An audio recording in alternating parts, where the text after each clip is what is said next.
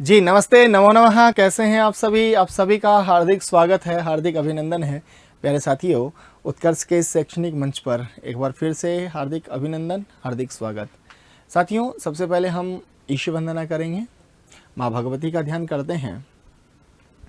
शुक्लां ब्रह्म विचार सार परमां माध्यां जगद्व्यापिनीं वीणा पुस्तकधारिणीमभयदां जाड्यान्धकारापहां हस्ते स्फाटिकमालिकां विदधतीं पद्मासने संस्थितां वन्दे तां परमेश्वरीं भगवतीं बुद्धिप्रदां शारदां शक्ति प्रदां शारदां।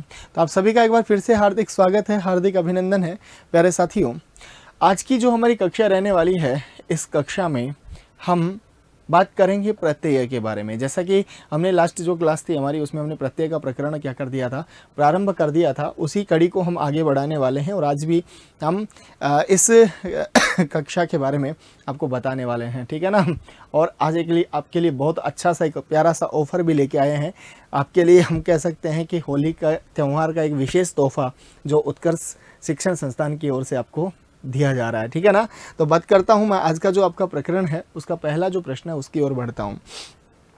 तो क्या कहा है साहब, देखिएगा कि सानच प्रत्यय का प्रयोग भवति, है ना। तो पहला जो प्रश्न है इसका आज का, वो क्या है, सानच प्रत्यय का प्रयोग भवति। सर, सानच प्रत्ययस्य प्रयोगः भवति। तो सानच प्रत्यय का प्रयोग होगा। किस अर्थ में सानच प्रत्यय का प्रयोग होता है? क्या सर वर्तमान काल अर्थ में होता है, क्या भूतकाल अर्थ में होता है, क्या भविष्यकाल अर्थ में होता है, या अनद्यतन भूतकाल अर्थ में होता है? कौन से अर्थ में सानच प्रत्यय का प्रयोग होने वाला है, ये आपको बताना है जी। बिल्कुल जी, गुड इवनिंग, सभी का आपका हार्दिक स्वागत है, हार्दिक अभिनंदन है। साथियों देखिएगा, सानच जो प्रत्यय है उसका जो प्रयोग किया गया, दो प्रत्यय आते हैं आपके, एक होता है क्षत्रिय, एक होता है सानच। क्षत्रिय और सानच, ये दोनों ही जो प्रत्यय है ना, ये वर्तमान काल के अर्थ में है।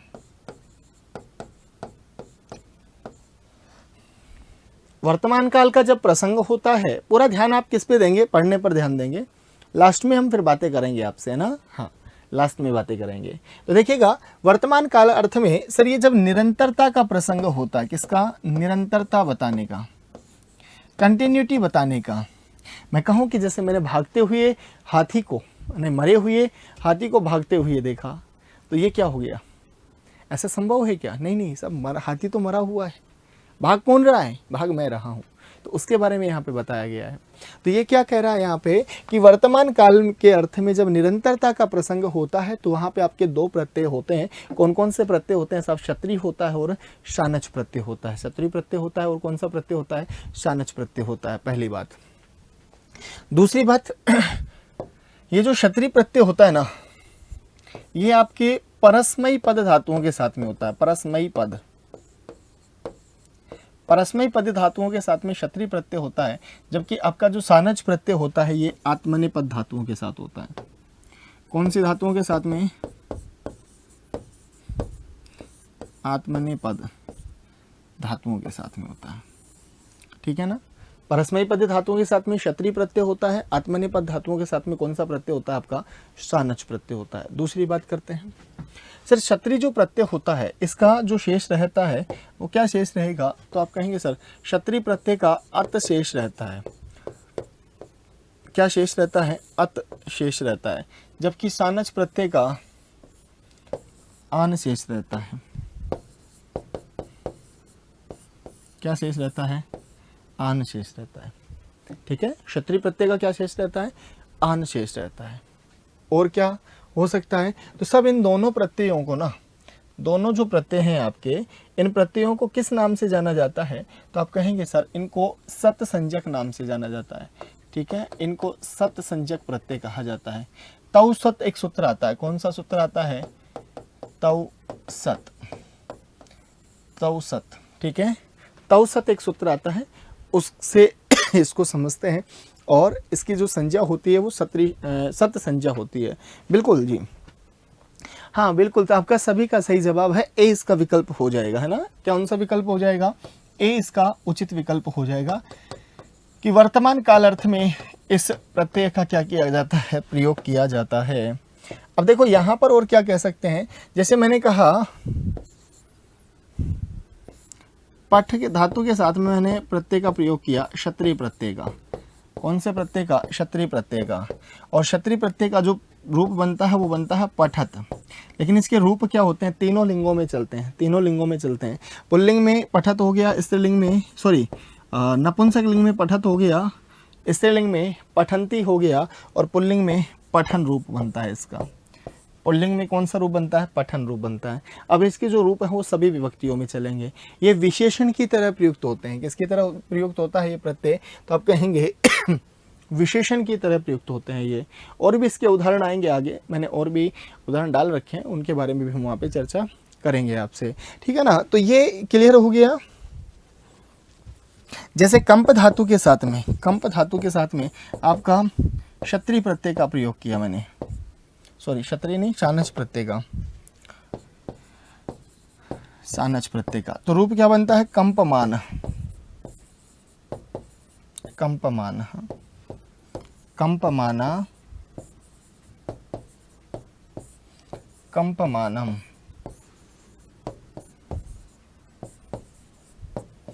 ये इसके रूप क्या होने वाले? बनने वाले हैं, ठीक है। तो ये इस तरह से क्या करना है आपको? थोड़ा सा जानना है, थोड़ा सा समझना है। तो विकल्प के रूप में तो आपका जो सही विकल्प हो जाएगा वो क्या हो जाएगा? का विकल्प हो जाएगा। आगे बढ़ता हूँ, ग इसका विकल्प नहीं होगा, ग नहीं होगा, घ नहीं होगा। अगले प्रश्न की ओर बढ़ता हूँ। हाँ बिल्कुल, चाहो तो आप स्क्रीनशॉट ले सकते हैं। लो मैं साइड में हो गया जी। आगे देखिएगा, अगले प्रश्न की ओर बात करता हूँ भाई। अगला जो प्रश्न आता है आपका क्या है कि यहाँ पे सर छिद धातु से, कौन सी धातु से? छिद धातु से कौन सा प्रत्यय करना है आपको? इक्तः प्रत्यांतम रूपम किम भवति। छिद धातु से इक्तः प्रत्यांत से जो रूप बनने वाला है वो क्या रूप होगा, ये आपको बताना है। तो देखो यहाँ पे क्या छेतम रूप बनेगा, छिदितम रूप बनेगा, छित्तम बनेगा या छिन्नम बनेगा? तो आप कहेंगे सर छिद धातु से जो रूप बनेगा वो बनेगा आपका छिन्नम रूप बनेगा। ध्यान से बताना है सभी को, है ना। जल्दबाजी तो बिल्कुल भी आपको नहीं करनी है। क्या नहीं करनी है? जल्दबाजी नहीं करनी है। तो यहाँ पर देखो आपका प्रत्यय की बात कर रहे हैं हम, इक्तः प्रत्यय की, ठीक है। इक्तः और इक्तवतु, इक्तः और इक्तवतु, ये दो प्रत्यय हैं आपके। इक्तः और इक्तवतु जो प्रत्यय हैं, ये दो प्रत्यय हैं जो आपके किस अर्थ में प्रयुक्त होते हैं? सर भूतकाल अर्थ में होते हैं। किस अर्थ में होते हैं? भूतकाल में, भूतकाल में। दूसरा, सर इन दोनों को किस नाम से जाना जाता है? तो आप कहेंगे सर निष्ठा के नाम से जाना जाता है ना। किस नाम से जाना जाता है इन दोनों को? सर निष्ठा के नाम से जाना जाता है। इक्तः इक्तवतु निष्ठा, निष्ठा प्रत्यय के नाम से जाना जाता है। और हम बात करें तो क्या सर, इक्तः जो प्रत्यय है वो कर्मवाच्य या भाववाच्य में प्रयुक्त होता है। इक्तवतु की बात करें तो ये किस में होता है सर? कर्तरी वाच्य में।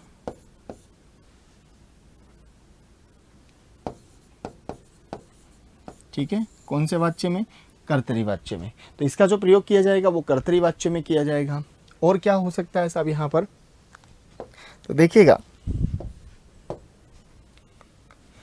इसका त शेष रहता है, जबकि इसका क्या शेष रहता है? सर तवत शेष रहता है, तवत शेष रहता है। अब रूप क्या पूछा यहाँ पे? देखो छिद धातु से, छिद धातु से जब आपका इक्तः प्रत्यय जुड़ता है तो रूप बनता है छिन्नम, है ना, छिन्नम। तीनों लिंगों में रूप चलेंगे इसके अभी, है ना। छिन्नः, छिन्ना, छिन्नम, ऐसे रूप चलेंगे। उसी प्रकार जैसे मैंने कहा, यहाँ पर मैंने कहा भिद धातु से, कौन सी धातु से? भिद धातु से इक्तः प्रत्यय का प्रयोग किया तो रूप बन गया आपका भिन्नम, है ना। लेकिन यहाँ पर मैं कहूँगा इक्तावतु प्रत्यय का प्रयोग करवाऊंगा तो यहाँ पर छिन्नवान, भिन्नवान ऐसे इसके रूप बनने वाले हैं। बिल्कुल, तो सही जवाब आप सभी का क्या होने वाला है इसमें सर? डी इसका सही विकल्प होने वाला है। क्लियर है क्या? हाँ बिल्कुल बिल्कुल, चाहो इसका स्क्रीनशॉट आप ले सकते हैं, है ना। आगे बढ़ता हूँ, अगले प्रश्न की ओर बढ़ता हूँ साहब। अगला प्रश्न देखिएगा, विचिन्त्य, अगला कौन सा प्रत्यय आगे आपका? विचिन्त्य इत्यत्र धातुः कः प्रत्ययः अस्ति। तो यहाँ पर कौन सी धातु है, कौन सा आपका प्रत्यय है, प्रत्यय रहने वाला है, उसकी यहाँ पर बात की गई है। विचिन्त्य पद की यहाँ पर चर्चा की जा रही है। क्या कहा साहब यहाँ पर? ण्यत प्रत्यय है, यत प्रत्यय है, ल्यप प्रत्यय है, क्यप प्रत्यय, कौन सा प्रत्यय होने वाला है? विचिन्त्य की चर्चा की जा रही है, इसमें धातु के साथ में कौन सा प्रत्यय जुड़ा हुआ है ना। तो यहाँ पर यत की बात करेंगे। देखो यत जो ण्यत जो प्रत्यय होता है, इन तीनों का ही क्या शेष रहता है? यह शेष रहता है। तीन चारों का ही क्या रहता है? यह शेष रहता है। इसमें से यत ण्यत क्यप जो आपके हैं वो कृत्य प्रत्यय हैं। कैसे प्रत्यय हैं? कृत्य प्रत्यय हैं। जबकि ल्यप जो प्रत्यय है आपका कृत प्रत्यय है। और कृत प्रत्यय ये आपका विकल्प तो होने वाला है क्या इसमें? ग, सी इसका सही जवाब होने वाला है। क्या होने वाला है? सी इसका बिल्कुल उचित जवाब होने वाला है। अब देखो यहाँ पर क्या कहा, ण्यत की बात कर रहे हैं, यत की बात कर रहे हैं, ल्यप की बात कर रहे हैं, क्यप की बात कर रहे हैं। इनमें से मूल जो पद है उसको देखते हैं। विचिन्त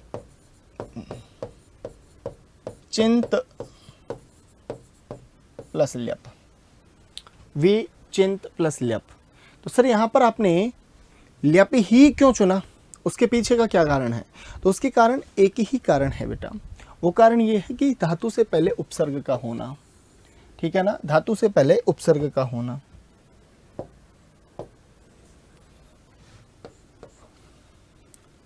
उपसर्ग का होना। और यहां पर ल्यप जो प्रत्यय होता है वो होता है कर या करके अर्थ में, ठीक है ना। किस अर्थ में होता है ये? कर या करके अर्थ में होता है। कर या करके अर्थ में होता है। और यहाँ पर धातु से पहले क्या लगा हुआ है? उपसर्ग लगा हुआ है। तो जब धातु से पहले उपसर्ग हो तो कर या करके अर्थ में ल्यप प्रत्यय होता है। और जब धातु से पहले उपसर्ग नहीं होता है तो कर या करके अर्थ में कौन सा प्रत्यय होता है? कौन सा प्रत्यय होता है बेटा? तो आप कहेंगे इक्त्वा प्रत्यय होता है। और इक्त्वा प्रत्यय की हम बात करते हैं या ल्यप प्रत्यय की बात करें तो ये पूर्वकालिक जो क्रिया होती है उसमें किया जाता है ना। तो मुख्य क्रिया के साथ में जो पहले वाली क्रिया है तो वहाँ पर ये जो कार्य होगा वो कौन सी क्रिया, कौन सा कार्य होगा? या तो ल्यप का कार्य होगा या फिर आपका इक्त्वा का कार्य होगा। तो यहाँ पर दोनों ही महत्वपूर्ण है और इसीलिए जो रूप यहाँ पर बना वो विचिन्त्य। अब देखो उपसर्ग होते हैं आपके 22। कितने होते हैं? 22 उपसर्ग। और उपसर्ग किसे कहते हैं? तो सर ये उसी को कहेंगे, इन 22 प्रादि, कितने प्रादि हैं ये? 22।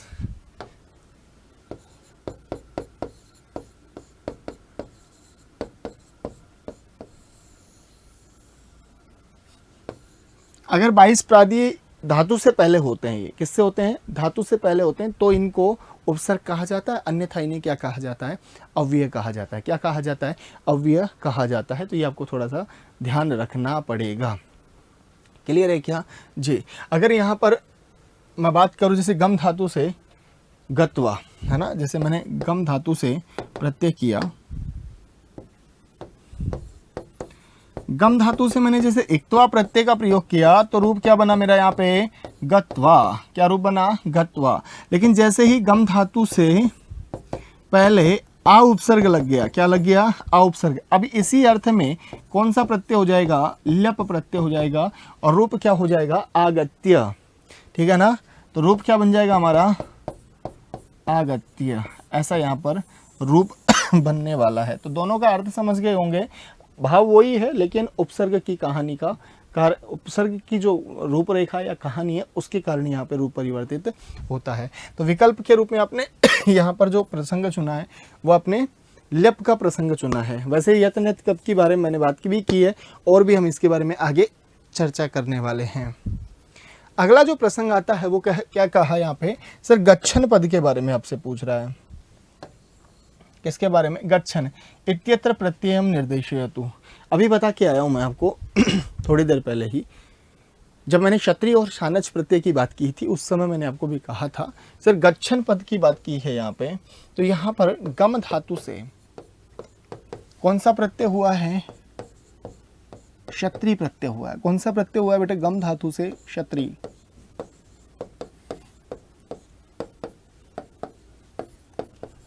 गम धातु को क्या आदेश हो गया? गच्छ आदेश हो गया। अत क्षत्रिय का क्या शेष रहा? अत। रूप क्या बना आपका? गच्छत। रूप क्या बनता है आपका? गच्छत। तो ये तो नपुंसक लिंग का रूप बन गया, लेकिन वहां पे पद किसका पूछा हुआ है? गच्छन पूछा हुआ है आपसे। क्या पूछा है? गच्छन। और स्त्रीलिंग में रूप बनता है इसका गच्छन्ति। स्त्रीलिंग में क्या रूप बनता है बेटा? गच्छन्ति, है ना? गच्छन्ति। तो ये तो आपका नपुंसक लिंग का रूप हो गया, नपुंसक लिंग। ये आपका कौन सा हो गया? पुल्लिंग। और ये गच्छन्ति की बात करते हैं। गच्छन्ति जो रूप बनता है वो आपका किस में बनता है? स्त्रीलिंग में।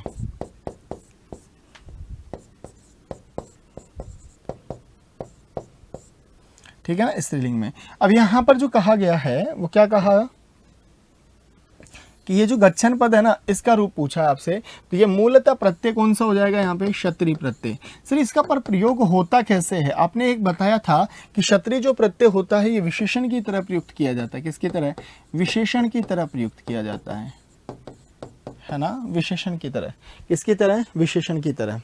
समझ में तो आ रहा है ना? बताओ जरा एक बार मुझे जी। तो यहाँ पर देखिएगा विशेषण की तरह प्रयुक्त होता है। अब मैंने यहाँ पर लिखा गच्छन छात्र,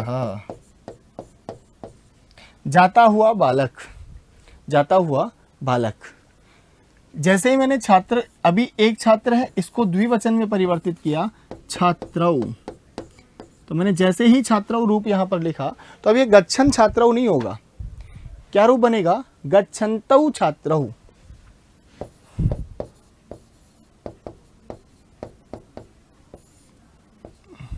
क्या रूप बनने वाला है? गच्छन्तौ छात्रौ, गच्छन्तौ छात्रौ। वैसे ही मैंने इसको किस में बदल दिया? बहुवचन में बदल दिया, छात्राः। अब रूप क्या बन जाएगा इसका? गच्छन्तः छात्राः, गच्छन्तः छात्राः। तो ऐसे ही इसके स्त्रीलिंग में रूप चलते हैं, ऐसे ही इसके नपुंसक लिंग में रूप चलते हैं। गच्छन्ति बालिका, गच्छन्त्यौ बालिके, गच्छन्त्यः बालिकाः, ऐसे किसके रूप चलेंगे? सातों विभक्तियों में रूप चलते हैं। तो ये आपको ध्यान रखना है, किसी भी विभक्ति का रूप देकर आपसे पूछा जा सकता है। जैसे कोई गद्यांश पद्यांश की बात करें, किसी श्लोक की बात करें, है ना, तो वहाँ पे या कोई वाक्य देकर आपसे पूछ लिया कि यहाँ पर कौन से प्रत्यय का प्रयोग किया गया है, तो ये थोड़ा सा क्या करना, आपको ध्यान से धैर्य से और रूप को समझते हुए इसका विकल्प आपको चुनना है। ठीक है, आगे बढ़ूँ? बिल्कुल बिल्कुल जी। अगला जो प्रसंग आएगा, देखो सानच के बारे में बता दिया, एयसून और स्थिन आपको आगे बताएंगे, है ना। तरप तमपऊ, है ना, इत्यादि का प्रयोग किया जाता है वहाँ पर लगी यसी, गरी यसी आदि के उसमें। अब आगे प्रत्यय आता है आपका इक्तिन प्रत्यय। कौन सा आता है? इक्तिन प्रत्यय। सर इक्तिन प्रत्यय के योग से निर्मीयत है, क्षम धातु के साथ में सर इक्तिन प्रत्यय का जब प्रयोग किया जाता है तो कौन सा यहाँ पर रूप बनेगा, ये आपको बताना है। इसके बारे में आपसे चर्चा करनी है मुझे।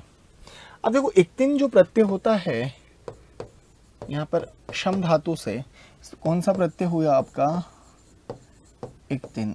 इक्तिन का सर ती शेष रहता है। क्या शेष रहता है? ती शेष रहता है। इक्तिन का क्या शेष रहता है? ती शेष रहता है। और यहाँ पर कौन सी धातु से ये जुड़ गया? अब आपके क्षम धातु से। अब रूप क्या बन जाएगा यहाँ पे? सर इसका बन जाएगा क्षांति।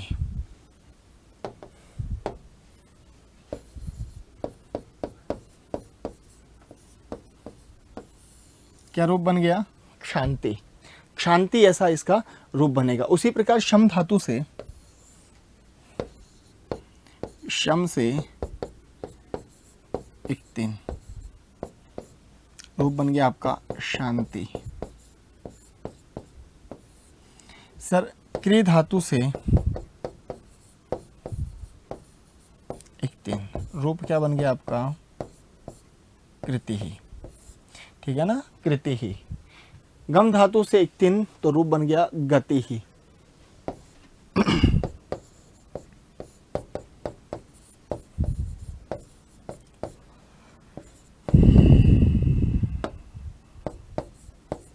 रूप क्या बन गया आपका, गति ही। बात क्लियर हुई क्या, गम धातु से गति ही, है ना, इस तरह से इसके रूप बनने वाले हैं। तो विकल्प के रूप में क्या हुआ यहाँ पे, क्षंति नहीं होगा, शांति नहीं होगा, क्षांति नहीं होगा, विकल्प जो हो गया इसका ग, इसका सही जवाब हो गया है।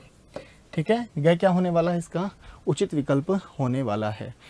तो इस प्रकार से आपसे प्रयोग करके पूछा जाए, हो सकता है जिसे पूछ लिया संस्कृति, है ना, हाँ संस्कृत अलग चीज़ है, संस्कृत में एकता प्रत्यय का प्रयोग किया है, जबकि संस्कृति की बात करूंगा तो वहाँ पे इक्तिन प्रत्यय का प्रयोग किया है। कृ धातु से इक्तिन प्रत्यय का प्रयोग करने के ऊपर कृति रूप बना, और उससे पहले आपने सम उपसर्ग का रूप बनाया या सम उपसर्ग को उसके साथ में जोड़ा, तो रूप आपका बन जाता है संस्कृति, ऐसा वहाँ पे विकल्प होगा आपका। ठीक है ना, तो ये आपको थोड़ा सा क्या करना है, देखना है, समझना है।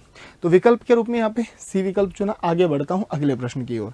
अगला जो प्रश्न आता है वो क्या है आपका, देखिएगा, शयनम, है ना, हाँ शयनम की बात की जा रही है यहाँ पे, पदे प्रकृति प्रत्यय विस्तार। तो शयनम की बात करेंगे तो यहाँ पे शी धातु से ल्युट प्रत्यय का प्रयोग होगा।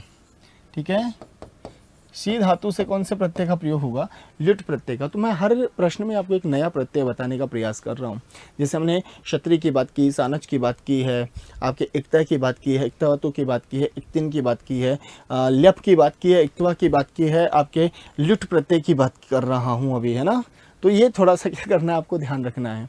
इतने सारे प्रश्न, कोशिश यही रहती है हमारी कि हम आपका पूरा सिलेबस क्या करवा दें, कवर करवा दें। ठीक है ना जी, कि आपको बार बार क्या नहीं करना पड़े, पढ़ने की आवश्यकता ना पड़े।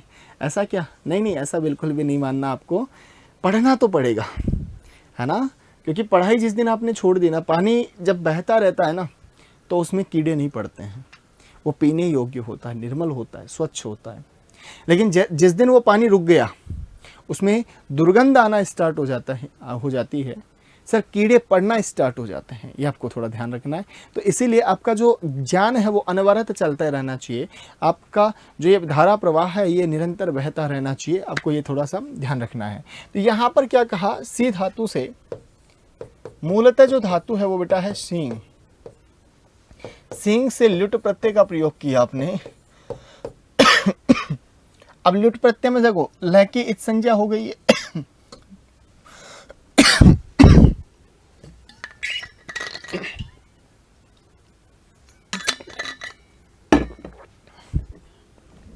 किसकी इत संज्ञा हो गई बेटा, ल की इत संज्ञा हो गई ल्युट में, ट की इत संज्ञा हो गई किसमें, टैकी, है ना। तो यहाँ पे हलंतम से टैकी इत संज्ञा हो गई है, और लशक व तद्दिते से ल की इत संज्ञा हो गई है। बच गया क्या हमारे पास में, तो यू बच गया। क्या बच गया, यू। और एक सूत्र आता है यू और ना को, कौन सा सूत्र आता है बेटा, यू और ना को एक सूत्र आता है, वो कहता है कि प्रत्यय में शेष रहे यू को अन और वू को अक कर देंगे। तो सर वू को अक बोले तो आगे एक प्रत्यय पढ़ेंगे, नवुल प्रत्यय। कौन सा प्रत्यय, नवुल प्रत्यय। और नवुल प्रत्यय के प्रसंग में हम आपको बताएंगे कि नवुल का जो वू शेष रहा है उसको अक हो जाएगा, क्री प्लस नवुल बन के कार्यक्रम ऐसा रूप बनता है आपका। वैसे ही यू को किस में बदल दिया आपने, अन में बदल दिया। अब देखो यहाँ पे ng हलंत्यम से इसकी संज्ञा हो गई, शी रूप बचा यहाँ पे, और शी को शे आदेश हो गया, गुण आदेश हो गया। अब शे प्लस अनम, है ना, शे प्लस अनम। अब यहाँ पर अयादि संधि का कार्य होकर क्या बन जाएगा रूप आपका, शयनम, शयनम। तो ये जो जैसे भी आपको अकह दिखाई दे रहा है किसी भी अयादि संधि में, आपको पता है ना, जैसे आपने देखा होगा नई प्लस अकह, है ना, डई प्लस अकह। तो अकह जो रूप बना हुआ है वो किसका शेष बचा हुआ है बेटा, वो बचा हुआ आपका नवुल प्रत्यय का। और यहाँ पर अनम जो शेष बचा हुआ है वो किसका बचा हुआ है, वो आपके ल्युट प्रत्यय का। तो नी प्लस ल्युट, है ना, हाँ। तो यहाँ पर क्या हो जाएगा, नयनम, ऐसा रूप बन गया है। मतलब आप ये थोड़ा सा देखेंगे कि विभिन्न प्रकार के जो आपके रूप हैं उन्हीं के आधार पर ये सारे के सारी प्रक्रिया आगे चलती है। इसीलिए संस्कृत में सर जो शब्द भंडार है, संस्कृत का जो शब्दकोश है वो अथाह है। करोड़ों की संख्या में यहाँ पे शब्द होते हैं। कितने होते हैं भाई, करोड़ों में शब्द होते हैं। समझ में आई क्या बात। तो यह थोड़ा सा क्या करना है आपको समझना है। ठीक है, तो यहाँ पर हमने किसकी बात की है, ची प्लस ल्युट प्रत्यय की, और ल्युट प्रत्यय ल्युट प्रत्यय से बने हुए और भी जैसे मैंने शब्द अभी लिखवाया आपको, ची धातु से ची से ल्युट करेंगे तो आपका बन गया चयनम, है ना। ची धातु से हमने ल्युट प्रत्यय का प्रयोग किया तो रूप क्या बना हमका, चयनम। उसी प्रकार जैसे क्री धातु से हमने ल्युट प्रत्यय किया तो रूप क्या बन गया, कर्णम। पठ धातु से ल्युट प्रत्यय किया तो रूप क्या बन गया हमारा, पठनम, है ना। पठ धातु से ल्युट प्रत्यय किया, रूप क्या बन गया हमारा, पठनम। ऐसा ठीक है, रूप का बन जाएगा। विकल्प आपका क्या होगा, घ इसका सही विकल्प होगा। आगे बढ़ता हूँ बेटा, अगले प्रश्न की ओर बढ़ता हूँ। अगला जो प्रश्न है उसके बारे में चर्चा कर रहे हैं। देखो यहाँ पे यत प्रत्यय भवति, यत प्रत्यय का जो प्रयोग किया जाता है वो कहाँ पर किया जाता है, यत प्रत्यय का प्रयोग पूछा गया है आपसे, कहाँ पर यत प्रत्यय का प्रयोग किया जाएगा। सर अजंतात धातो हो, है ना, अजंतात धातो हो। दूसरा सर पावर्गांतात अधुपद धातो हो, अकारांतात ये धातो हो, या उपर्युक्त सर्व प्रकारेभ्य धातुभ्य। तो यहाँ पर कौन सा इसका विकल्प होने वाला है, यहाँ पर कौन सा विकल्प सही होने वाला है ये आपको बताना है। तो क्या कहा यहाँ पर देखिएगा, तीन प्रत्यय होते हैं ये, एक होता है यत, एक होता है ण्यत, एक होता है क्यप। ये तीनों ही कैसे प्रत्यय हैं, कृत्य प्रत्यय हैं, और तीनों का शेष क्या रहता है आपका, यह शेष रहता है। तीनों का शेष क्या रहता है बेटा, यह शेष रहता है। ठीक है ना, हाँ समझ में तो आ रहा है ना जी। तो देखो यहाँ पर तीनों का क्या शेष रहता है, यह शेष रहता है। अब होगा कौन सा प्रत्यय किसके साथ में होगा, ये तो गड़बड़ हो गया। कैसे पहचानेंगे कि किस प्रत्यय का प्रयोग कहाँ पर किया जाएगा, किन धातुओं के साथ में किया जाएगा। तो उसके लिए आपको ये बात समझनी है। क्या समझना है साहब, कि जो आपकी स्वरांत धातु है, स्वरांत,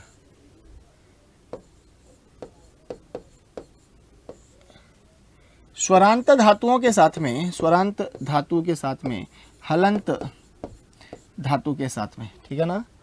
लेकिन यहाँ पर कुछ चेंजेस हुए। क्या, तो कहा कि सर पावर्गांत जो धातु ना, पावर्गांत धातु वो तो आ जाएगी आपके यत प्रत्यय में। बोले इधर से लेना देना कुछ किया हो, मतलब कुछ सौदा हुआ, तो कहा कि चलो हमको भी बदले में कुछ दो। तो इसने क्या कहा कि रिवर्णांत धातु,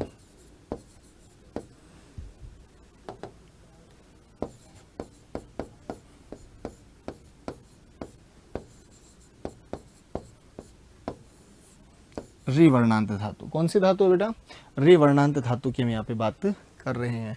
अब यहाँ पर और देखो, क्या प्रत्यय जैसे आपका शास रूप हो गया,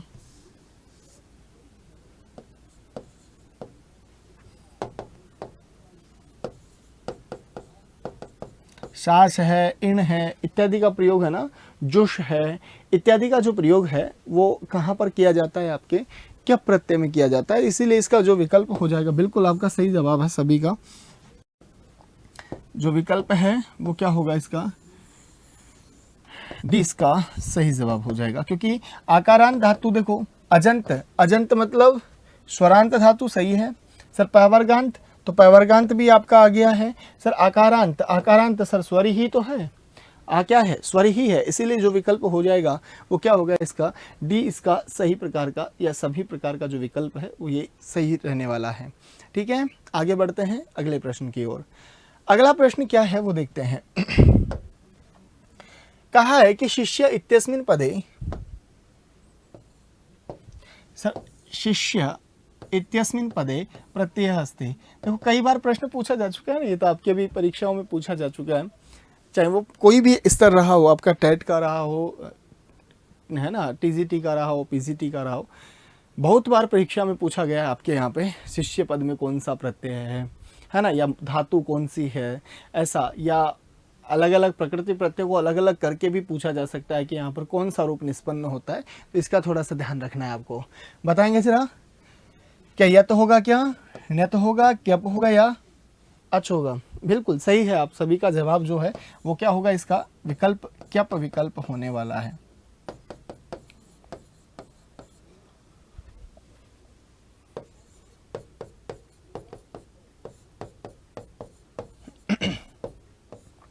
शास धातु से जो रूप बनता है आपका वो कौन सा बनता है सर? क्यप प्रत्यय के योग से शिष्य रूप बनता है। कौन सा रूप बनता है?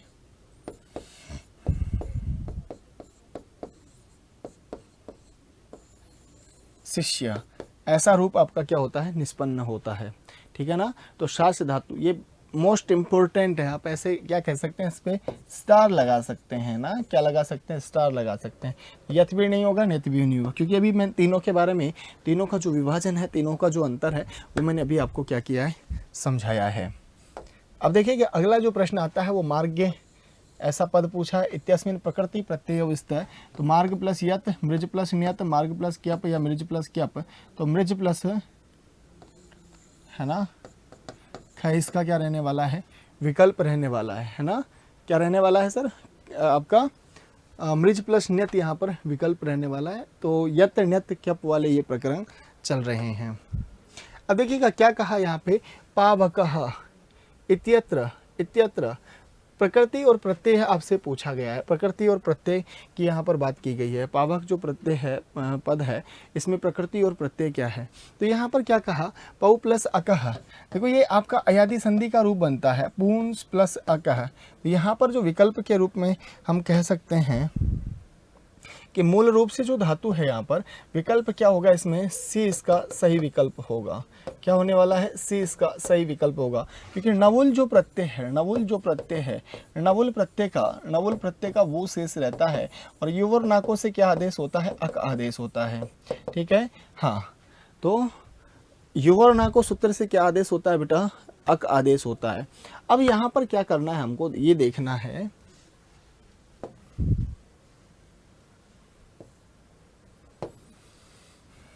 अब यहाँ पर आगे आगे जो रूप बनता है वो आपका पावक है। जैसे उसी प्रकार मैंने कहा क्री प्लस नवुल।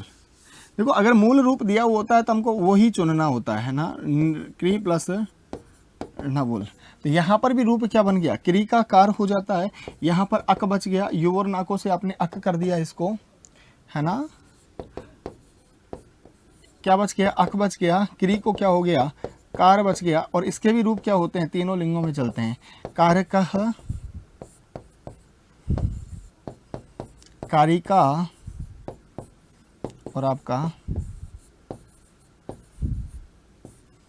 कारकम। ठीक है ना। तो कारकः, कारिका, कारकम। तो ऐसा आपको रूप यहाँ पर देखना है। नी प्लस मतलब आपके नायक की बात कर लेते हैं, है ना, डायक, नायक, जायक, ये सारे इसके रूप ही हो जाते हैं। ठीक है। तो यहाँ पर आपका जो विकल्प क्या हो गया, हाँ, तो विकल्प सी इसका सही जवाब हो जाएगा। अगला देखिएगा प्रश्न क्या है, उषित्वा इति रूपम, उषित्वा इति रूपम कस्य धातोः कस्य प्रत्ययस्य च संयोगेन भवति। तो उषित्वा जो रूप है वो किस धातु और किस प्रत्यय के संयोग से निर्मित हुआ है, ये आपको बताना है। उषित्वा जो रूप है वो किस धातु और किस प्रत्यय के संयोग से बना हुआ है, तो आपको ये बताना है। तो यहाँ पर देखो एक त्वा आ रहा है, तो इससे स्पष्ट तो ये होता है त्वा प्रत्यय तो नहीं होगा। अगर त्वा पद दिया हुआ है तो इस तो निश्चित है क्या नहीं होने वाला है, त्वा प्रत्यय आपका नहीं होगा। दूसरा एक त्वा प्रत्यय है यहाँ पे। अब देखो यहाँ पर क्या कहा, विष धातु है या वस धातु है। तो निर्विष, विष तो प्रवेश अर्थ वाली धातु होती है, जबकि यहाँ पर वस धातु रहन निवास अर्थ वाली है। तो यहाँ पर देखेंगे सर उष प्लस विष प्लस वस प्लस इक्तवा के प्रयोग से, अब यहाँ पर ये संप्रसारण का कार्य हो गया। ऊ को वह आदेश होता है ना, इनको य जो आपका एक प्रत्याहार है उसको यण आदेश होना, ये तो आपका यण का कार्य हो गया।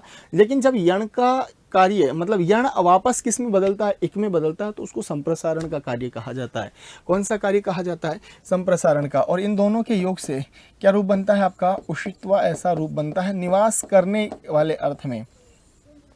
एक त्वा प्रत्यय का त्वा शेष रहता है, क्या शेष रहता है, त्वा शेष रहता है। और दूसरी बात अगर हम यहाँ पे करें तो इसका विकल्प जो होता है करिया करके अर्थ में होता है। कर्या करके अर्थ में। जब एक ही कर्ता के द्वारा, है ना, एक कर्ता के द्वारा एक से अधिक क्रिया की जाए तो पहले वाली जो क्रिया है, मतलब जो अभी चल रही है उस क्रिया को छोड़कर उससे पहले वाली जो क्रिया है उसमें आपका इक्त्वा प्रत्यय का प्रयोग किया जाएगा। जैसे मैंने कहा माता भोजनम पचति, है ना, या बालक का है पुस्तकम पठति, गीतम गायति, लेखम लिखति। तो बालक का पुस्तकम पठित्वा, गीतम गीत्वा, लेखम लिखति, ऐसा यहाँ पे प्रयोग आप कर सकते हैं। तो पहले वाली जितनी भी क्रियाएं हैं उनमें कौन से प्रत्यय का प्रयोग होने वाला है आपका? बिल्कुल आपका जो प्रत्यय का प्रयोग होगा वो कौन सा होगा? कौन से प्रत्यय का प्रयोग होगा? इक्त्वा प्रत्यय का प्रयोग होने वाला है। इसलिए विकल्प के रूप में आपका जो विकल्प होगा वो क्या होगा? क्या इसका सही जवाब हो जाएगा? ठीक है, क्या इसका सही जवाब होगा? आगे बढ़ता हूं अगले प्रश्न की ओर। अगला जो प्रश्न है आपका वो क्या है? धृत्वा। तो यहाँ पर देखो इत्यत्र कहा प्रत्यय प्रयुक्त है, इक्तः शानच इक्तवतु इक्त्वा। तो आप कहेंगे सर यहाँ पर जो प्रत्यय का प्रयोग करेंगे घ प्रत्यय का प्रयोग करेंगे, अर्थात इक्त्वा प्रत्यय जो घ विकल्प है उसका सही जवाब के रूप में हम चयन करेंगे जी। तो क्लियर हो गया होगा सभी को, है ना। तो देखेंगे यहाँ पे इक्त्वा का यहाँ पे हमने क्या किया है? प्रयोग किया है। अब इक्तः क्यों नहीं हुआ, सानच क्यों नहीं हुआ, इक्तवतु क्यों नहीं हुआ, इक्त्वा ही क्यों हुआ? क्योंकि यहाँ पे लास्ट में क्या शेष रहा हुआ है? त्वा शेष रहा। अभी मैंने बताया है तो दोबारा बताने की आवश्यकता भी नहीं है। एक तरह से अभ्यास की तरह आप इसको देख सकते हैं, जान सकते हैं। अब क्या कहा यहाँ पे देखो, उसी प्रकार क्री धातु से इक्त्वा प्रत्यय करेंगे तो क्या बनेगा? कृत्वा, है ना। पठ धातु से पठित्वा, लिख धातु से लिखित्वा, गम धातु से गत्वा, नम धातु से नत्वा, हस धातु से हसित्वा, है ना। तो ये सभी के सभी जो रूप बनने वाले हैं वो इसी प्रकार के त्वा, अर्थात आपने देखा कि जितने भी हमने रूप लिखे हैं उसमें सब में क्या आ रहा है? लास्ट में त्वा आ रहा है। ध्वा भी हो सकता है, जैसे लभ धातु से इक्त्वा प्रत्यय के योग करने से लब्ध्वा रूप बनता है। रभ धातु से इक्त्वा प्रत्यय का प्रयोग करने से सर कौन सा? रब्ध्वा रूप बनता है। तो ये थोड़ा सा आपको रूप देख लेना है, ठीक है ना। तो अब यहाँ पर देखो इसीलिए ये हो जाएगा धृतः, यहाँ पर हो जाएगा धृतवान। सानच तो होगा नहीं, यहाँ पे सानच नहीं होगा क्योंकि सानच आत्मनेपद धातुओं के साथ में प्रयोग किया जाता है, ठीक है ना। तो विकल्प के रूप में आपने घ विकल्प ही सही होगा जी। आगे बढ़ता हूँ अगले प्रश्न की ओर। अगला जो प्रश्न आता है वो क्या है कि सर जी धातु से, कौन सी धातु से? जी धातु से कौन सा प्रत्यय करना है आपको? तुमुन प्रत्यय के संयोग से। तुमुन प्रत्यय से संयोगेन किम रूपम भवति। तो तुमुन प्रत्यय का जो संयोग है उसका क्या रूप रह रहा है, क्या रूप होता है?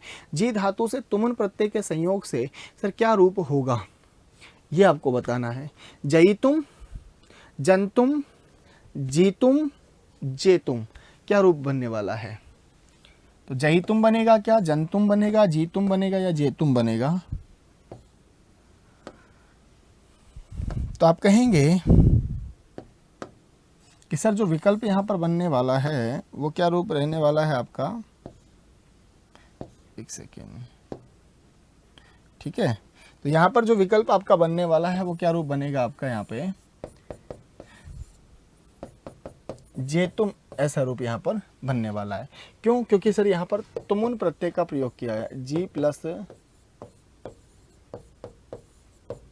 तुमुन, और तुमुन प्रत्यय का तुम शेष रहता है। क्या शेष रहता है? तुमुन प्रत्यय का तुम शेष रहता है, ठीक है ना। तुम शेष रहता है और तुम जो शेष रहा, या हम ये कहें कि तुमुन प्रत्यय से जो बने हुए जो शब्द होते हैं वो सभी के सभी किस में प्रयुक्त होते हैं? अव्यय होते हैं। क्या होते हैं?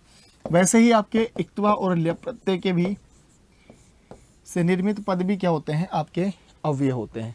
इक्त्वा और ल्यप प्रत्यय जो है उससे निर्मित पद भी क्या होते हैं? आपके अव्यय होते हैं। साथ में हमने बात की सर तुमुन प्रत्यय जो होता है वो के लिए अर्थ में होता है।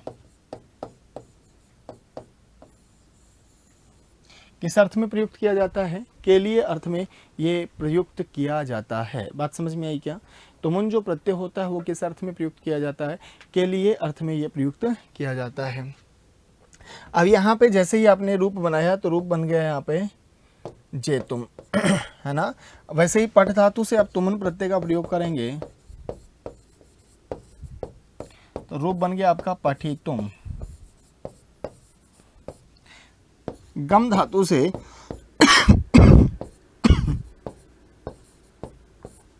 तुमन प्रत्यय का प्रयोग करेंगे तो क्या रूप बन जाएगा गंतुम, है ना। हन धातु से हंतुम, हन धातु से अंतुम, लिख धातु से लेखितुम, लिख धातु से क्या बनेगा रूप लेखितुम, क्या रूप बन जाएगा लेखितुम, यहाँ पर रूप बनने वाला है, ठीक है ना जी।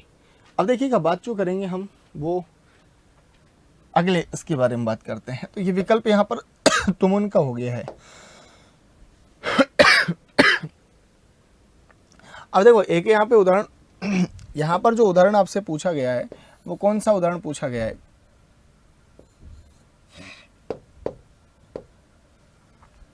हाँ देखिएगा क्या कहा है कि ल्युट प्रत्यय की बात की गई है। कौन से प्रत्यय की बात की गई है आपसे? ल्युट प्रत्यय की बात की गई है। और ल्युट प्रत्यय से बना हुआ जो पद है ल्युट प्रत्यय का उदाहरण है पठनीयम कर्ता दानम गतिहि। क्या यहाँ पर प्रयोग होने वाला है, बड़े ध्यान से पढ़ना है और फिर उसके बारे में आपको यहाँ पे बताना है कि ल्युट प्रत्यय का जो यहाँ पे प्रयोग किया गया है वो किस अर्थ में, या हम ये कहें कि जो कौन सा उदाहरण है जहाँ पे ल्युट प्रत्यय का आपका प्रयोग यहाँ पे किया गया है। तो आप कहेंगे कि सर पठ धातु से जब अनियर प्रत्यय करते हैं तब तो रूप बनता है आपका पठनीय, है ना। पठनीयम रूप कब बनेगा? पठ धातु से जब अनियर प्रत्यय का प्रयोग करेंगे तब आपका रूप बनेगा पठनीयम। जी साहब। सर क्री धातु से, कौन सी धातु से? क्री धातु से त्रिच प्रत्यय का प्रयोग करेंगे तब आपका रूप बनता है कर्त्री। क्या बनता है? कर्त्री, कर्त्री रूप बनता है। क्या रूप बनता है? कर्त्री। और जब इसके रूप चलाते हैं हम तो पुल्लिंग में रूप बनता है कर्ता। क्या रूप बनता है? कर्ता, कर्ता। पुल्लिंग में जो रूप बनेगा उसका रूप बनेगा कर्ता। तीनों लिंगों में इसका रूप बनता है, तीनों लिंगों में ही रूप चलते हैं। पठ धातु से त्रिच प्रत्यय करोगे तो पठित्री नपुंसक लिंग का शब्द है, और पठित्री ये आपका स्त्रीलिंग का रूप हो गया, और पठिता ये आपकी पुल्लिंग का रूप हो गया, ठीक है ना। तो ऐसे आपको इसको रूप के भी देख लेने हैं। सर दूसरा क्या है? सर दानम की बात करेंगे तो दा धातु से, कौन सी धातु से? दा धातु से सर ल्युट प्रत्यय का प्रयोग करेंगे, ल्युट प्रत्यय का प्रयोग करेंगे। रूप क्या बन जाएगा आपका? दानम। क्योंकि ल्युट का क्या शेष रहता है? यू शेष रहता है, यू शेष रहता है, और यू का क्या शेष रहता है? अन शेष रहता है ना। यू का अन आदेश हो जाता है, रूप बन जाएगा आपका दानम। और गम धातु से, गम धातु से इक्तिन प्रत्यय, इक्तिन प्रत्यय का प्रयोग करेंगे तो आपका रूप बनेगा गति ही। क्या रूप बनेगा? गति। मुझे एक बार बता दीजिएगा कि मैंने सभी के सभी उदाहरण पढ़ाए कि नहीं पढ़ाए, आपको सारे के सारे मैंने प्रत्यय पढ़ाए कि नहीं पढ़ाए। तो ये थोड़ा सा क्या करना है, आपको भी धैर्य धरना है, धैर्य धारण करना है, और उसी आधार पर उसी तर्ज पर आपको क्या करना है, ये प्रश्न हल करने हैं, है ना। मैं समझ सकता हूँ कि बिल्कुल बिल्कुल। तो आप सभी का विषय तो क्लियर हो रहा है ना जी। अब देखिएगा आगे बात करता हूं तो विकल्प क्या हो गया इसका? दानम। पा धातु से पानम, मा धातु से मानम इत्यादि यहाँ पर आप रूप जान सकते हैं, देख सकते हैं, समझ सकते हैं, ठीक है। तो यहाँ पर ये रूप हो जाएगा। तो यहाँ पर कौन से प्रत्यय का पूछा गया था आपसे? ल्युट प्रत्यय का, इसीलिए विकल्प के रूप में हमने क्या चुन लिया है? ल्युट प्रत्यय को चुन लिया है, ठीक है। अब बढ़ता हूँ अगले प्रश्न की ओर। अगला जो प्रश्न आता है वो क्या है आपका कि सर तव्यत अनियरः सूत्र का संबंध है, ठीक है ना। सूत्र का संबंध है। ये प्रश्न भी अगर आपने गलत किया तो अच्छी बात नहीं होगी। क्यों नहीं होगी? क्योंकि सर यहाँ पे जो प्रश्न पूछा गया है आपसे तव्यः, तव्यत और अनियर की यहाँ पर बात की गई है, ठीक है ना। तव्यत और तव्यत और अनियर, देखो ये कुछ प्रत्यय हैं आपके। जैसे मैंने बात की आपसे कृत्य प्रत्यय, कृत्य प्रत्यय, प्रत्ययों के प्रसंग में 7 प्रत्यय होते हैं। ये कितने प्रत्यय होते हैं बेटा? 7 प्रत्यय होते हैं। कृत्य जो प्रत्यय होते हैं वो कितने होते हैं? 7 प्रत्यय होते हैं, जिसमें से हम बात करते हैं तव्य, तव्यत, अनियर। ठीक है, तो किस किस की बात करते हैं हम? सबसे पहले बात करते हैं तव्यत, दूसरा आता है आपका तव्य, और तीसरा आता है आपका अनियर। ठीक है, तीसरा कौन सा आता है? अनियर। चौथे नंबर पे आता है आपका केलीमर। याद कर लो, देखो जो भी मैटर बता रहा हूँ आपको बड़े काम का मैटर बता रहा हूँ, है ना। जितना भी पढ़ा रहा हूँ वो सारा काम आएगा आपको, ऐसी बात नहीं है। समझ में आई बात? ये आपने भी देख लिया होगा, ये आपने महसूस कर लिया होगा। यहाँ पर किसी भी प्रकार का ऐसे कोई कोताही नहीं की जाती है। जितना समझाया जाता है वो कंप्लीट समझाया जाता है। उससे विषय से संबंधित आपका क्या नहीं रहना चाहिए? कोई मन में जिज्ञासा नहीं रहनी चाहिए, किसी प्रकार की कोई शंका नहीं रहनी चाहिए। केलीमर। आगे देखो, 5 नंबर पे आता है आपका यत, 6 पे अण्यत, और 7 पे क्यप। तो ये 7 प्रत्यय होते हैं। तो यत, ण्यत, क्यप 3 एक साथ पढ़े जाते हैं। ये जो 3 हैं वो एक साथ पढ़े जाते हैं। और ये 3 की बात करें तो ये इनका एक अलग टोली है। तो ये चाहिए या योग्य अर्थ में होते हैं। चाहिए या योग्य अर्थ में, चाहिए या योग अर्थ में होते हैं, योग्य अर्थ में होते हैं। बात समझ में आई क्या? कौन से प्रत्यय आपके? यत, न्यत, ये तव्यत, तव्य और अनियर। देखो तव्यत का भी तव्य शेष रहता है, तव्य का भी तव्य शेष रहता है, और अनियर का अनियर शेष रहता है। और अधिकांश जो प्रयोग किया जाता है वो तव्यत का ही किया जाता है। तव्य के आपके सिलेबस की दृष्टि से इतना महत्वपूर्ण नहीं है, लेकिन शेष लगभग वो ही रहने वाला है। ऐसा नहीं है कि इसका कुछ अलग से शेष रह गया है। ठीक है ना। तो यहाँ पर क्या कहा? तव्यत प्रत्यय, है ना। तो तव्य, तव्यत और अनियर, ये तो आपको सूत्र देखकर ही भी पता चल जा सकता है ना। सूत्र में इन 3 के अलावा चौथे की बात ही नहीं की है। तो यत, क्यप और इक्तवतु। इक्तवतु जो प्रत्यय होता है वो भूतकाल अर्थ में होता है ना, भूतकाल अर्थ में होता है। ये कृत्य जो प्रत्यय होते हैं, इनकी मैं अगर बात करूं, कृत्य प्रत्ययों की, ठीक है ना, किसकी बात करूं? कृत्य प्रत्ययों की। कृत्य, ये इनमें आने वाले जितने भी आपके जो प्रत्यय हैं वो किस किस अर्थ में होते हैं? आप कहेंगे सर ये कर्मवाच्य या भाववाच्य में होते हैं।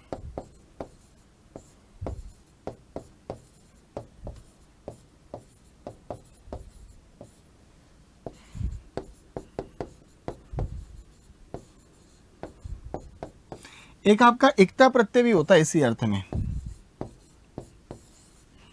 इक्ता प्रत्यय भी होता है ना, कर्मवाच्य और भाववाच्य में। तो वाच्य की भी बहुत महत्वपूर्ण भूमिका रहती है वाक्य के प्रसंग में। वाच्य कहते हैं कैसे हैं? तो सर वाक्य को कहने का जो तरीका है ना, वही वाच्य है। वाच्य कोई अलग से कुछ वस्तु, विषय वस्तु नहीं है। वाक्य को कहने का तरीका क्या कहलाता है? वाच्य कहलाता है। तो विकल्प क्या हो गया आपका? सी इसका सही जवाब हो गया है। अब देखिएगा अगले प्रश्न की ओर बढ़ते हैं। अगला जो प्रश्न है आपका वो क्या है?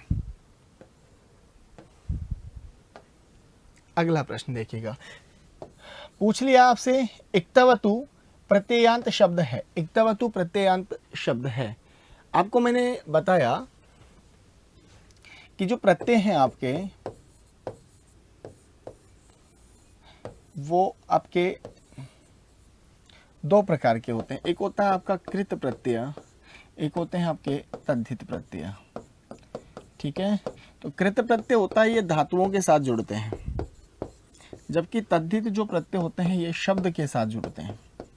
ठीक है ना। किसके साथ जुड़ते हैं? शब्द के साथ में। बात समझ में आई क्या? अब देखो यहाँ पे कांति, बुद्धि, श्री, ये सभी के सभी क्या है? शब्द हैं।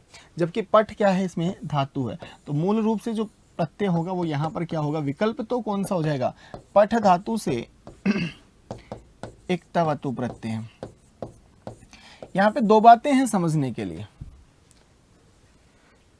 एक तो मूल रूप बनता है एक इनके शब्द रूपों के रूप बनते हैं। किसके रूप बनते हैं बेटा? शब्द रूपों के। अब यहाँ पर आपको मैंने पहले भी कहा था, जब मैंने क्षत्रिय प्रत्यय पढ़ाया उस समय भी मैंने कहा था कि बहुवचन का रूप देकर भी पूछ सकता है, और इसने वहाँ यहाँ पर भी वही किया है।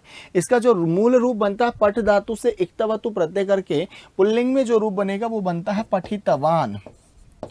क्या रूप बनता है? पठितवान।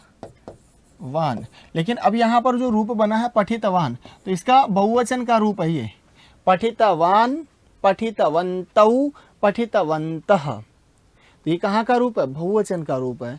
और सोचते रहो कि यहाँ पर कौन सा प्रत्यय हो गया, ऐसा नहीं करना है ना। तो पठितवन्तः यहाँ पर जो रूप बना है, हाँ वहाँ पे पठन, पठन्तौ, पठन्तः रूप बनता है। क्षत्रिय प्रत्यय में क्या बनेगा? पठन्तः बनेगा। ये ध्यान रखना, दोनों में अंतर है। बाकी आपका जैसे श्री प्लस सर शब्दों के साथ में जुड़ता है तो मतुप प्रत्यय जुड़ता है, ठीक है ना। वह उसका है, यहाँ वह उसमें है, इस अर्थ में इसका प्रयोग किया जाता है। सर बुद्धि प्लस मतुप, बुद्धि प्लस मतुप और कांति प्लस मतुप।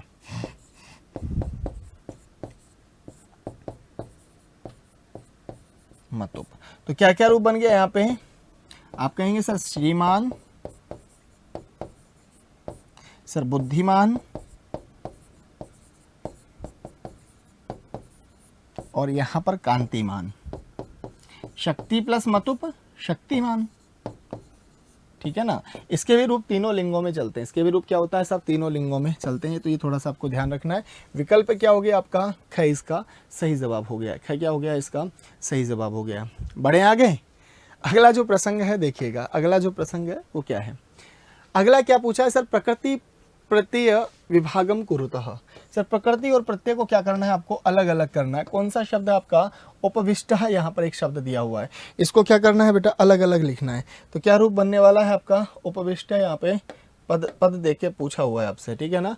तो उप प्लस विश प्लस इक्तः, उप प्लस विष्ट प्लस ल्यप, उप प्लस विष्ट प्लस इक्त्वा, उप प्लस विश प्लस इक्तवतु। तो यहाँ पर क्या रूप बनने वाला है ना। हाँ तो बताओ, देखा विष धातु से कौन सा प्रत्यय होगा? अब देखो यहाँ पर ल्यप प्रत्यय में तो यह शेष रहता है। ल्यप प्रत्यय में क्या शेष रहता है? यह शेष रहता है। लेकिन यहाँ पे उपविश्य तो रूप है ही नहीं ना, उपविष्टः रूप लिखा हुआ है। उपविष्ट जरूरी नहीं है कि अगर उपसर्ग पहले है तो आपका ल्यप ही होगा, है ना। उपविष्टा मतलब बैठा हुआ है या बैठ चुका है, इस तरह से, है ना, उस अर्थ में होगा। तो उपविष्ट यहाँ पे विष्ट नहीं होगा, विष्ट रूप नहीं बनता है, विष धातु है मूलतः, है ना। और यहाँ पे उपविष्ट, तो इसका विकल्प क्या होगा? उप प्लस विष प्लस इक्ता। विष धातु से इक्ता प्रत्यय करने पे विष्टः रूप बनता है, और उप उपसर्ग यहाँ पे लग गया तो रूप क्या बन गया? उपविष्टः, है ना। सह तत्र उपविष्टः अस्ति, वह वहाँ बैठा हुआ था। इस तरह से भी रूप बना सकते हैं।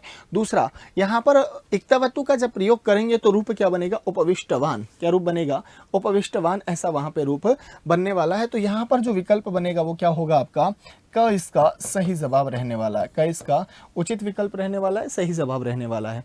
आगे बढ़ता हूँ अगले प्रश्न की ओर। और अगला जो प्रश्न आता है वो क्या है सर? आवाम गुरो पाठम, पाठम बताओ क्या लिखेंगे? पठिताम, पठितम, पठितवन्तौ या पठितवान। तो यहाँ पर बात की गई है द्विवचन की। अहम, मैं, आवाम हम दोनों, वयम हम सब। अहम मतलब हो गया मैं, आवाम मतलब हम दोनों, और वयम का तात्पर्य क्या हुआ? हम सब। तो हम सब नहीं है, यहाँ पे आवाम दिया हुआ है, दो की बात की गई है। इसीलिए जो विकल्प बनेगा आवाम गुरोह, गुरोह का मतलब हो गया गुरु से क्या कर रहे हैं? पाठम, पाठ को, पठितवन्तौ अर्थात पढ़ चुके हैं। तो हम दोनों जो हैं वो गुरु से क्या पढ़ चुके हैं? पाठ पढ़ चुके हैं। आवाम गुरोह पाठम पठितवन्तौ, पाठम पठितवन्तौ। तो यहाँ पे पुरुष इत्यादि का कोई चक्कर नहीं होता है ना, कि भी प्रथम पुरुष के साथ क्या आएगा, मध्यम के साथ क्या आएगा, उत्तम के साथ क्या आएगा। त्वम पठितवान, अहम पठितवान, सह पठितवान, तीनों में ही पठितवान रूप बनता है प्रत्यय का। वो केवल धातु रूप के प्रसंग में चेंजेस आते हैं, है ना। अगर धातु का रूप है और लकार में आपने प्रयोग किया है तो तो आपका वहाँ पे परिवर्तन आता है कि प्रथम पुरुष का कर्ता होगा, क्रिया भी प्रथम पुरुष की होगी, मध्यम पुरुष का कर्ता होगा, क्रिया भी मध्यम पुरुष की होगी, और उत्तम पुरुष का कर्ता होगा, क्रिया भी आपके उत्तम पुरुष की होगी। तो ये आपका किस में आता है, वो केवल और केवल लकार के प्रसंग में होता है, प्रत्यय के प्रसंग में इस तरह का नहीं होता। इसीलिए आपको क्या नहीं भ्रमित होने की आवश्यकता नहीं है। तो आवाहम क्या हो जाएगा, पठितवंतो, दो होने के कारण पठितवान, पठितवंतो, पठितवंता, ऐसा मैंने आपका क्या बताया था, इनका रूप बताया था, ठीक है ना। तो इस प्रकार से मैंने कोशिश की है आपके पाठ्यक्रम में जो महत्वपूर्ण प्रत्यय रहते हैं उन सभी को समाहित करने के बारे में, और भी जो प्रसंग रहे हैं उनके बारे में भी हम चर्चा करेंगे। लेकिन पहले हम त्यौहार मनाएंगे, है ना। क्या मनाएंगे, त्यौहार मनाएंगे, और इसका जोश, उत्साह और उल्लास के साथ में, इसका आनंद के साथ मनाएंगे। इसीलिए उत्कर्ष परिवार की ओर से आपके लिए एक बहुत ही शानदार जानदार क्या है, एक ऑफर लेके आए हैं, या हम ये कह सकते हैं कि सर होली का एक उपहार है आपके लिए। अभी भी जो भी साथी हमारे से कोर्स के माध्यम से यदि नहीं जुड़े हुए हैं तो उनसे है, उनके लिए एक सुनहरा अवसर है। क्या कहा कि सर इस बार होली धमाके वाली है ना।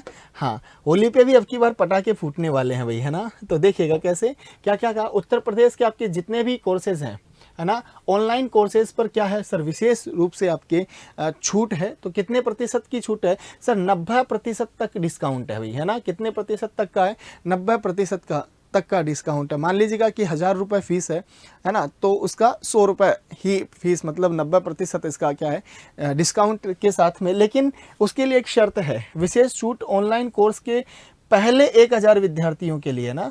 तो ये आपको थोड़ा सा ध्यान देना है। और ये जो आपका जो ऑफर स्टार्ट हो रहा है वो आज से ही है ना, अर्थात 16 तारीख से 20 मार्च 2022 तक ये आपका 5 दिन का ये ऑफर रहने वाला है।